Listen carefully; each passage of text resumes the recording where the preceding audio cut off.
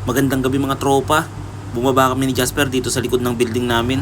Ipapaihaw namin kasi dito ang nabili naming isda. Restaurant nga pala ito. Pero pwede kang magdala ng isda at dito mo ipaihaw. Per kilo ang bayad. Dito ay sumisinyas-sinyas pa siya. Tinatanong niya kung iba-butterfly ba niya o normal na ihaw lang. Sabi ko biyakin mo sa gitna. Dito ay kinilo niya muna kasi ang 1 kilo 10 dirhams. Pumatak siya ng 2 kilo at kaunti. Kaya ang ibig sabihin niyan 20 dirhams ang babayad natin sa paihaw.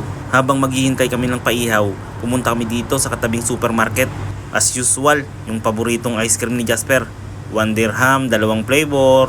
Strawberry at cheese ang pinili niya para sa kanya. Ang para sa akin naman ay fruit salad at cheese.